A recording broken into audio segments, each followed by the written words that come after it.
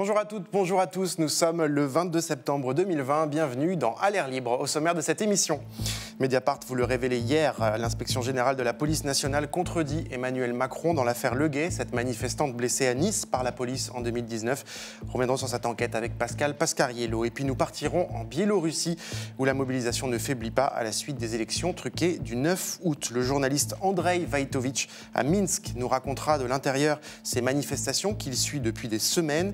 Nous joindrons aussi Sébastien Gobert en Ukraine, refuge de certains exilés. Gabriel Pic, un jeune comédien français, était à Minsk cet été. Il nous racontera son été révolutionnaire.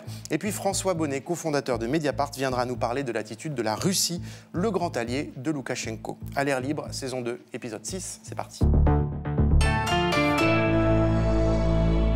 Mediapart a publié de nouvelles informations sur l'affaire Leguet, notamment plusieurs documents très importants pour faire avancer l'enquête. Avec nous pour en parler, Pascal Pascariello, bonjour. Bonjour. Merci d'être avec nous. Tu es à l'origine de cette révélation dans l'affaire, dont on rappelle brièvement les faits. Le 23 mars 2019, Geneviève Leguet, une militante d'Attac de 73 ans, manifestante à Nice lors du rassemblement des Gilets jaunes, le 19e, est gravement blessée pendant une charge policière, on la voit. Pascal, tu as documenté dans de nombreux articles la responsabilité de la police dans cette affaire et ce soir tu apportes de nouveaux éléments qui sont assez accablants et pour commencer donc un rapport de l'inspection générale de la police nationale, l'IGPN. Oui, c'est un rapport qui date d'avril, qui a été très attendu et que nous avons pu consulter.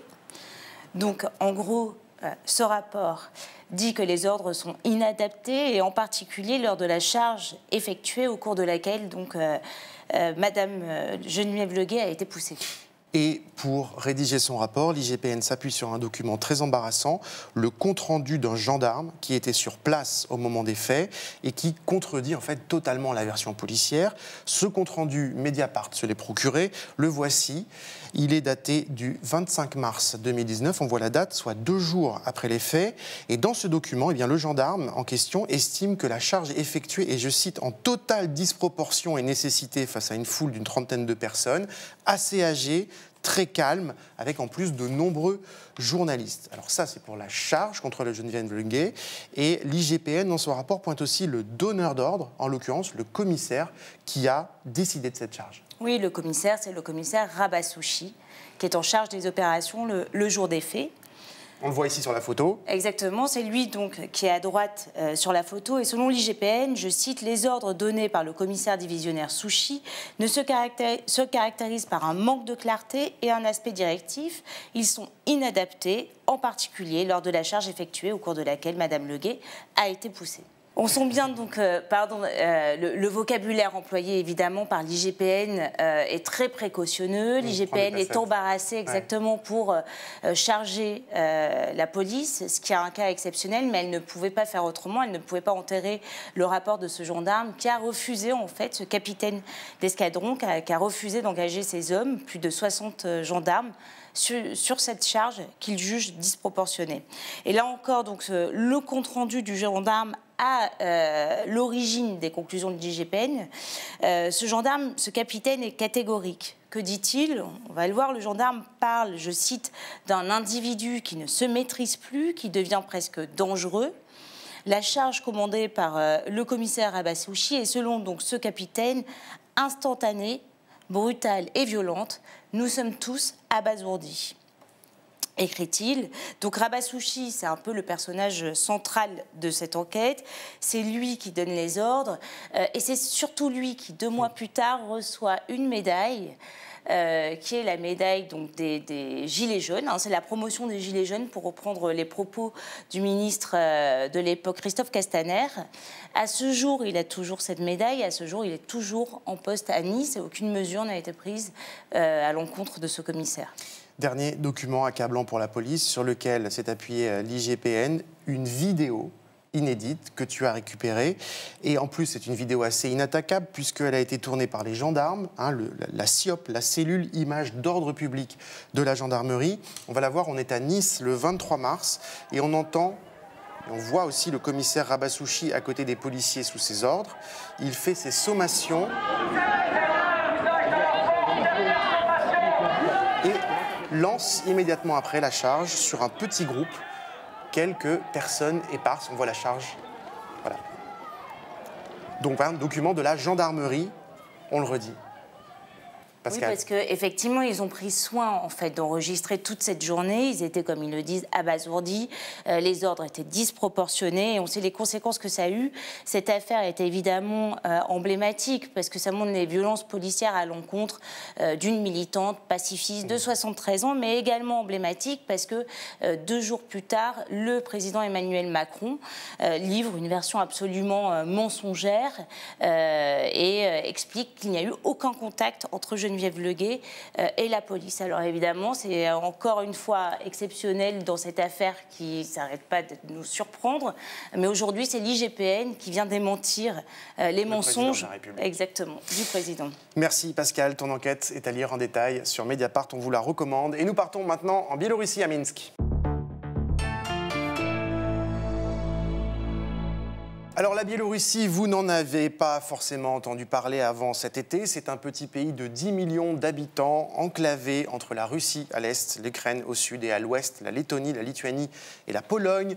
Petit pays dirigé d'une main de fer depuis 1994 par le dictateur Alexandre Loukachenko, 5 fois réélu président, souvent dans des élections marquées par une fraude massive. Ce petit pays est en ébullition depuis le 9 août. Loukachenko a remporté ce jour-là la présidentielle, résultat contesté par ses opposants, non reconnu non plus par l'Union européenne. Depuis, grève, manifestation tous les dimanches, des dizaines de milliers de personnes à chaque fois dans un pays jusqu'ici cadenassé et qui ne faisait pas trop parler de lui. Loukachenko est encore là, mais pour combien de temps? Avec nous pour en parler en duplex de Minsk, la capitale biélorusse, Andrei Vaitovitch. Bonjour. Bonsoir Mathieu. Tu es journaliste, tu suis sur place cette mobilisation qui dure depuis plus d'1 mois désormais. Andrei, ce dimanche était le 6e week-end de mobilisation à Minsk. Mobilisation massive, encore une fois, comme on va le voir sur ces images que tu as diffusées sur ton compte Twitter. On voit beaucoup de gens dans la rue. Et la veille, samedi, tu étais à la Marche des femmes. Tu as tourné les images qu'on va regarder. Est-ce que tu peux nous les commenter ? Exactement, donc c'était une marche de femmes traditionnelle avec une ambiance qui reste extrêmement pacifique, avec des chants, les pancartes assez originales, revendicatives, et avec de la détermination. Donc, mais il ne faut pas se tromper parce que désormais les femmes sont aussi arrêtées par la police, elles ne sont plus épargnées. Ça a été le cas samedi dernier avec plus de 300 femmes arrêtées, parfois brutalement, même si la plupart ont été relâchées le soir même, mais voilà, les tensions restent sur place. De nombreuses femmes, il faut dire, avons participé avec leurs enfants jusqu'à présent, mais maintenant ils viennent seuls, car aujourd'hui les autorités biélorusses les menacent de retirer leur garde parentale et placer leurs enfants dans les orphelinats. Andrei, que réclament les manifestants après plus d'1 mois de mobilisation maintenant ? Ils exigent que leur voix soit entendue, qu'ils réclament une nouvelle élection libre et transparente. Et bien sûr, le principal, c'est le départ d'Alexandre Loukachenko. Pour eux, Loukachenko, il a franchi la ligne rouge avec des milliers d'arrestations, des centaines de victimes, des morts. Les opposants qui se trouvent aujourd'hui dans les prisons, ils scandent à chaque fois un slogan « Nous n'oublierons pas, nous ne pardonnerons pas ». Donc, vous voyez, 1 mois et demi après le scrutin, ils sont déterminés et malgré la répression, ils sont encore dans les rues. Oui, justement, la répression. Samedi, dans cette manifestation, tu as filmé ces hommes en vert et en cagoule qui nassaient les manifestantes. Est-ce que ces scènes sont fréquentes aujourd'hui ? Justement, il faut d'abord dire que le nombre total d'arrestations s'élève aujourd'hui à 2013 personnes depuis le début de la campagne électorale. Et il y a quand même plus de 250 enquêtes pénales ouvertes qui sont en cours. Donc les forces de l'ordre ont changé des tactiques. Ils interviennent aujourd'hui dès qu'ils se sentent en majorité. C'était par exemple le cas lors de cette marche de femmes. Mais ils multiplient aussi les arrestations plus ciblées. Soit c'est à la fin des manifestations, ou bien ils arrêtent les plus actifs comme les leaders de grévistes, des bénévoles, mais aussi les journalistes. Donc les scènes qu'on voit font partie du quotidien biélorusse depuis 1 mois et demi. Et tout ce qu'on a lu, par exemple, sur les répressions staliniennes, c'est-à-dire les tortures, les filatures, les arrestations dans la nuit, les camionnettes banalisées, tout cela se passe aujourd'hui en 2020 au cœur de l'Europe. On a vu aussi de nombreux journalistes qui ont été arrêtés. Comment tu travailles sur place ? Il Écoutez, on travaille. Moi, je travaille avec beaucoup de précautions. Je prends peu de risques, même si c'est une mission impossible, car déjà être journaliste et être sur place, c'est déjà un risque.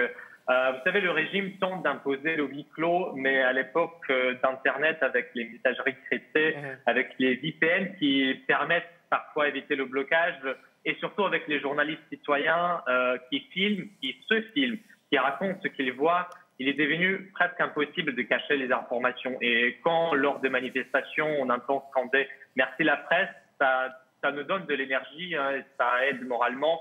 Moi, personnellement, je ne me cache pas, je suis visible, car au final, en fait, je ne fais que d'exercer mon métier et j'espère de pouvoir à le faire, même si ça dérange trop le pouvoir sur place. Merci beaucoup, Andrei Wojtowicz depuis Minsk, en Biélorussie. Bien sûr, Andrei, prends bien soin de toi et continue à nous informer sur ces manifestations. On accueille maintenant un autre témoin de cette mobilisation. Bonjour Gabriel Pic. Bonjour. Vous êtes comédien, vous avez 25 ans et vous avez passé le mois d'août à manifester à Minsk contre Loukachenko avec tous ces manifestants. On va vous voir avec votre béret dans les cortèges à Minsk. Voilà, brandissant le drapeau biélorusse rouge et blanc. Là-bas, la presse locale vous a remarqué, elle vous a même appelé le Gavroche de la Révolution. Gabriel, comment vous vous êtes retrouvé en Biélorussie cet été ? Eh bien, je me suis retrouvé là-bas parce que je connais une metteuse en scène bélarusse avec qui je travaille un seul en scène. Elle était disponible durant cette période d'août et ça tombait très bien pour moi parce que c'est un pays qui m'est cher, parce que j'ai étudié là-bas il y a 4 ans. Vous avez étudié le théâtre là-bas ? Voilà, une école de théâtre là-bas il y a 4 ans, de 2016 à 2017. Et je suis toujours de près ce qui se passe dans ce pays. J'ai suivi naturellement la campagne électorale qu'il y a eu en juillet et début août. Et vous sentiez venir tout ça ? Exactement. Pour moi, je sentir ce moment historique qui allait se passer. Je n'ai jamais vu un tel engouement, une telle effervescence dans une campagne électorale au Bélarus, avec cette union de ces trois femmes qui sont historiques. Et je vraiment sentais venir que ça sera vraiment un tournant dans ce pays. Et j'espère qu'il va s'achever par une note positive de liberté. Alors, vous là-bas, vous avez tout donné dans les rues. On va regarder ces images. Vous avez fait du théâtre de rue. Là, vous avez même peint le drapeau biélorusse sur le torse. Racontez-nous un peu l'esprit de ces manifestations. Alors, les manifestations, si on exclut juste le premier jour, vraiment la nuit du 9 au 10, où il y a eu quelques barricades à Minsk, où il y a eu quelques lancers de pierres dans la ville de Brest, à part ce jour-là, tout est vraiment extrêmement, j'insiste sur ce sujet-là, pacifiste, vraiment bienveillant. Il y a je ne ressens aucune envie de provocation envers les forces de l'ordre, envers la milice. Et ça, c'est quelque chose que j'applaudis parce que je ne vois pas vraiment ça en France. À chaque fois, il y a des débordements. Vous veux dire, les manifestants, ils ne provoquent pas les policiers ? Ils ne provoquent pas. Ils sont vraiment là, même leur but, c'est vraiment leur force. C'est-à-dire que vous ne nous ferez jamais, vous arriverez à nous faire sortir de nos gonds, vraiment, et à exploser. Donc nous sommes là juste pacifiquement, comme peut-être ça peut se comparer avec Martin Luther King, où juste il sort dans les rues, etc. Ouais, des luttes non violentes. Voilà. Vous avez été blessé, je crois. Oui. Est-ce que vous savez qui a tiré sur vous ? Comment ça s'est passé ? Alors comment ça s'est passé ? C'était dans la nuit du 9 au 10 août, donc le soir même après les résultats, où nous avons vu Loukachenko élu avec 80% des voix, donc tout le monde était abasourdi. Il a vraiment menti dans les yeux, c'est-à-dire qu'il aurait pu dire 55, 56, pour dire je suis passé juste après, juste 50%, même pas. Donc vraiment, il y a une envie vraiment de la ville où tout le monde est sorti comme ça spontanément. Et bien sûr, il y a le pouvoir savait que le peuple allait sortir, donc ils ont préparé toutes ces forces de l'ordre, sa police. J'ai voulu voir de plus près comment ça allait se passer. Et dans la nuit, il y a eu des affrontements, ça a lancé des grenades de dispersion, ça sortait les boucliers, ça faisait reculer la foule, la population, pour les faire disperser et pas qu'il y ait un gros tas de gens. Et à un moment, j'étais dans une rue et ils ont lancé une grenade de dispersion. Je trouve que j'ai pas eu de bol, elle est tombée à 2 mètres de moi et par des éclats, j'ai été blessé. Mais beaucoup de gens ont été, donc pour vous ça va, mais beaucoup de gens ont été blessés. D'autres aussi ont été arrêtés. Beaucoup de gens ont été arrêtés. Je crois que vous avez des amis qui ont été arrêtés. Déjà, comment vont-ils ? Tout à fait. Alors maintenant, ça va, et bien sûr, il faut savoir. Qu'est-ce qu'ils vous ont raconté sur leurs conditions ? Justement, il faut savoir, mon ami, lui, c'était à partir du 10, 11, 12, la police a commencé à faire une grosse étape de répression. Ils ont commencé à prendre vraiment les gens dans la rue, alors qu'ils n'avaient juste comme ça, il sortait dans sa cour des meubles avec ses enfants. Un camion est arrivé, il a dit toi, tu viens. Et ils l'ont pris. Et après, les conditions là-bas où il a dû rester. Alors, ça dépend. Il y a des gens qui doivent rester à genoux, la tête sur le sol, le front sur le sol, pendant des heures, pendant toute la nuit, dans le froid. Et lui, il a dû rester aussi debout, les bras en l'air. Dès qu'il bougeait, il a un mauvais mouvement, un coup de matraque, une matraque pas en mousse, qui peut briser des os. Et il est ressorti avec des bleus vraiment dans le dos, sur le postérieur. Il avait les pieds gonflés à force de rester vraiment trop longtemps debout. Ils étaient entassés à 20 dans des cellules pour 4. Ils avaient du mal à dormir sur le béton froid. Ils n'avaient aucune veste. Pour aller aux toilettes, c'était à peine on les acceptait. Ils pouvaient mettre des laxatifs dans l'eau pour les faire boire. Enfin, c'est vraiment... Pour moi, ce n'est pas humain, mais bon, ça veut terroriser la population et... il en est sorti, maintenant il va mieux. Lui, en plus, c'était pas vraiment quelqu'un de très impliqué, qui sortait pas, juste vraiment, il était au mauvais endroit, au mauvais moment. D'accord, Gabriel, vous leur passerez nos salutations. Merci beaucoup d'être venu nous parler quelques instants. Et on va partir maintenant à Kiev, en Ukraine, avec toi, Sébastien Gobert. Bonjour Sébastien, comment ça va ? Bonjour, ça va bien, merci. Alors l'Ukraine, c'est un de ces pays limitrophes de la Biélorussie où de nombreux Biélorusses vivent ou sont exilés. Et tu as publié ce week-end, on voit la carte de l'Ukraine et de la Biélorussie, tu as publié ce week-end un article qui s'intitule « Au-delà de la résistance à Loukachenko, quelle opposition en Biélorussie ?» Tu nous expliques en fait que la coordination entre les différents opposants à Loukachenko est difficile.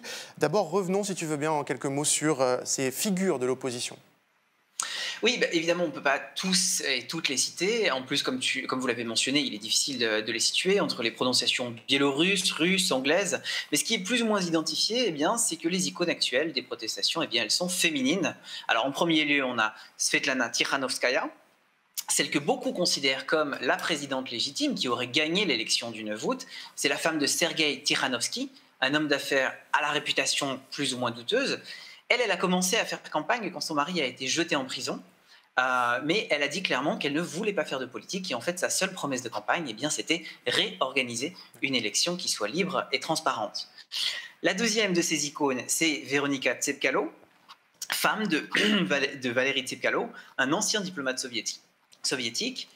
Elle non plus, elle ne voulait pas faire de politique, mais elle a été obligée de faire campagne quand son mari s'est enfui à Moscou. Et d'ailleurs, elle l'a rejoint dès que les répressions se sont accentuées après l'élection. Dernière figure, donc, Maria Kolesnikova.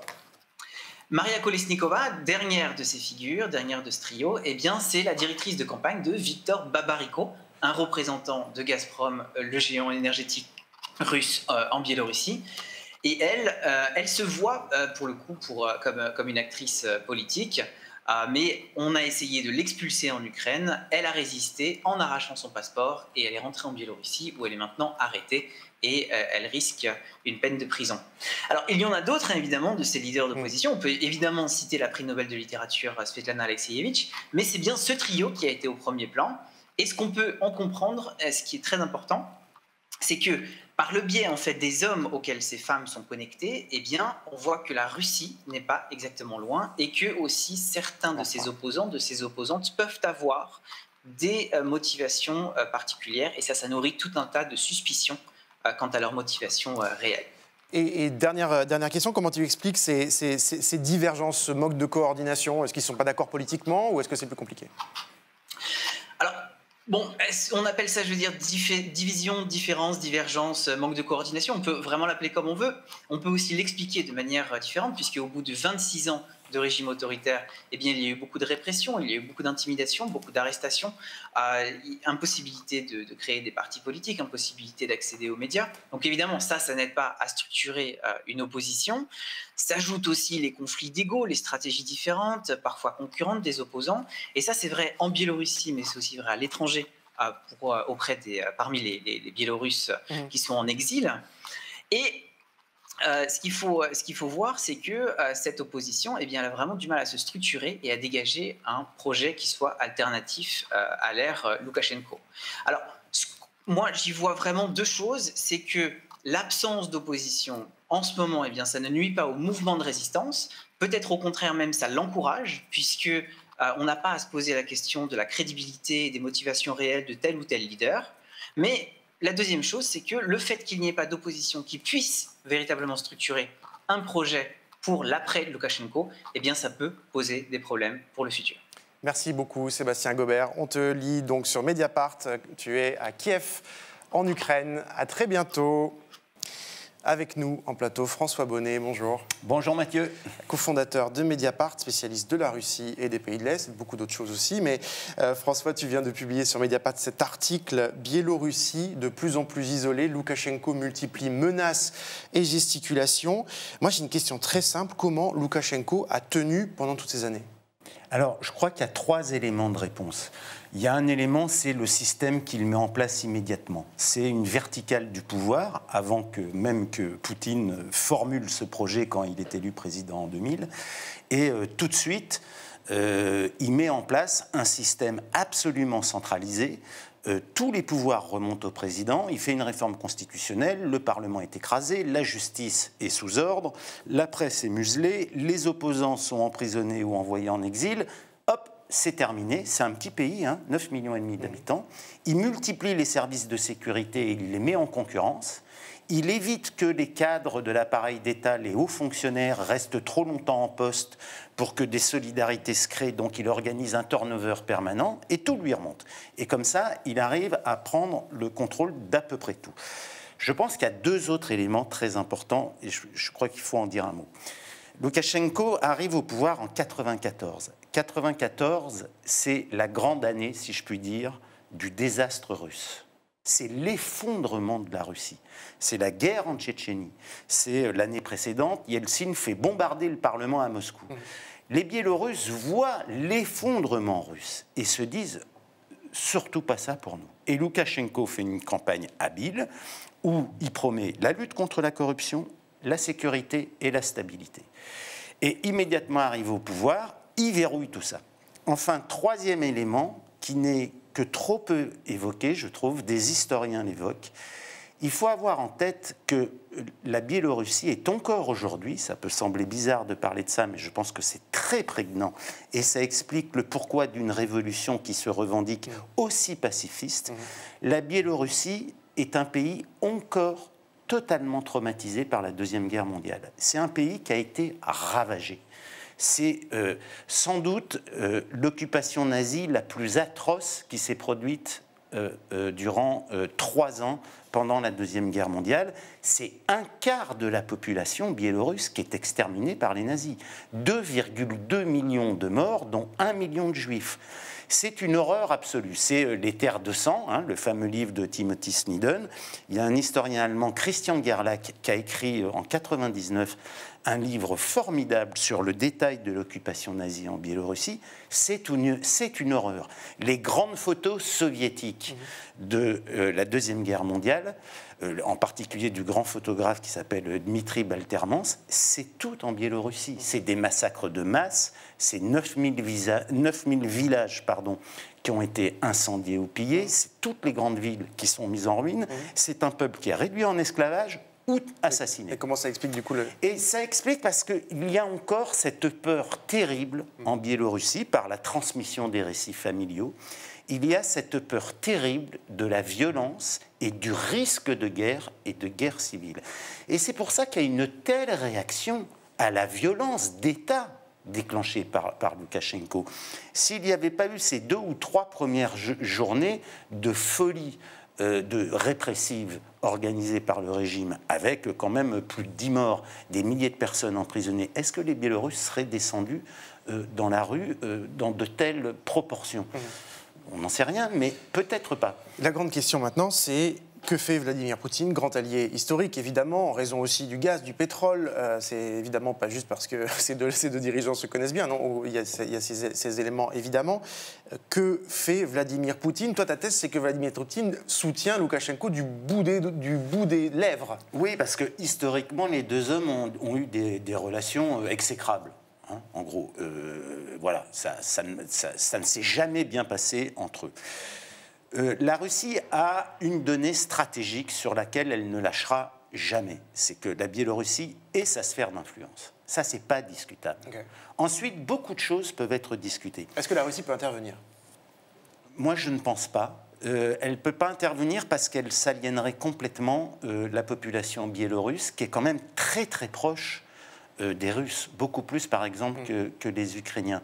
Donc des interventions, elles pourraient se faire en cas de crise gigantesque, que Poutine a évoqué à un moment, en disant « moi je peux envoyer », il n'a pas du tout parlé de l'armée, il a parlé d'une garde, voilà, si la ligne rouge était franchie, si le pays sombrait dans le chaos.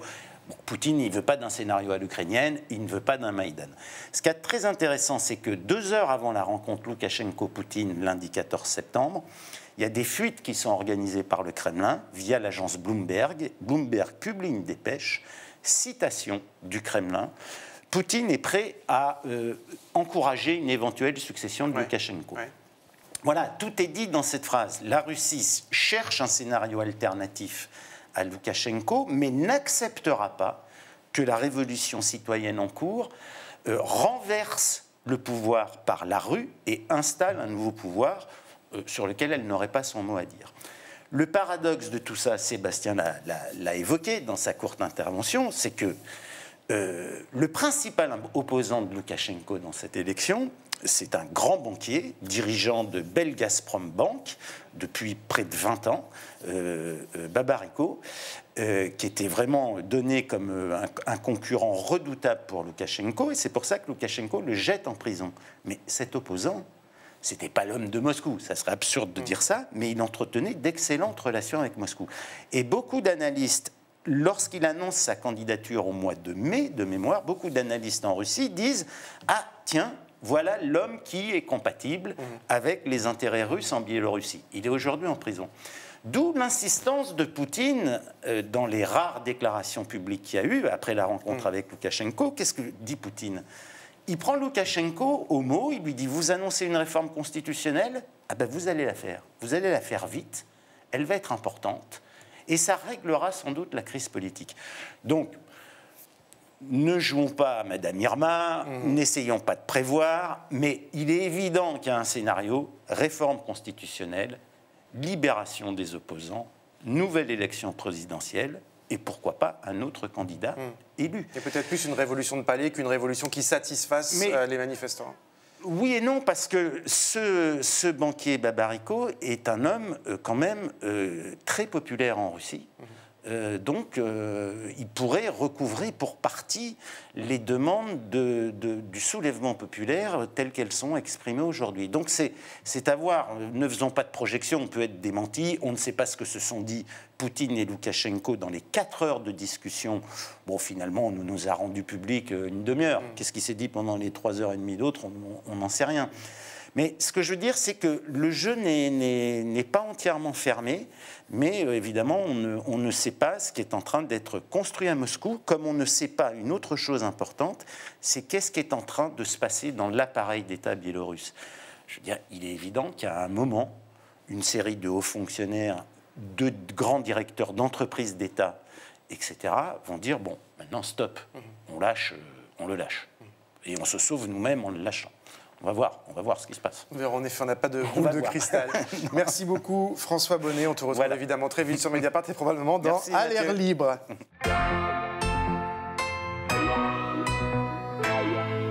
Si vous n'avez pas lu Mediapart depuis 24 heures, voilà ce que vous avez raté. D'abord, un procès doublement symbolique qui se tenait aujourd'hui au Maroc, celui d'Omar Radi, journaliste d'investigation. La justice lui reproche à la fois une, je cite, atteinte à la sûreté extérieure de l'État et un viol. Rachida El Azouzi pour Mediapart et Rosa Moussaoui pour l'Humanité ont enquêté. L'affaire est loin d'être aussi simple, en tout cas beaucoup plus simple beaucoup plus compliqué que la façon dont la justice marocaine le présente. À lire également un reportage de nos partenaires rouennais du Poulpe. Près d'un an après la catastrophe de Lubrizol, l'aire d'accueil des gens du voyage aux premières loges de l'incendie n'a toujours pas reçu les travaux promis. Les 25 familles qui y vivent sont toujours parquées au beau milieu de sites industriels à haut risque. Voilà, on voit la photo de cette aire du voyage. Dans le club, enfin, a signalé cette tribune co-signée par la Société des journalistes de Mediapart et une quarantaine d'autres sociétés de journalistes pour dénoncer le nouveau schéma national de maintien de l'ordre. C'est son nom qui prévoit en fait concrètement la possibilité d'arrêter les journalistes lors de prochaines manifestations. Pour les signataires, ce texte porte tout simplement atteinte évidemment à la liberté d'informer. Voilà, à l'air libre, c'est terminé pour aujourd'hui. Merci François d'avoir été avec nous encore. Merci à tous nos invités qui étaient en duplex. Abonnez-vous. Vous savez, Mediapart ne vous informe que grâce aux abonnements. On se retrouve demain. D'ici là, bonne soirée et prenez soin de vous.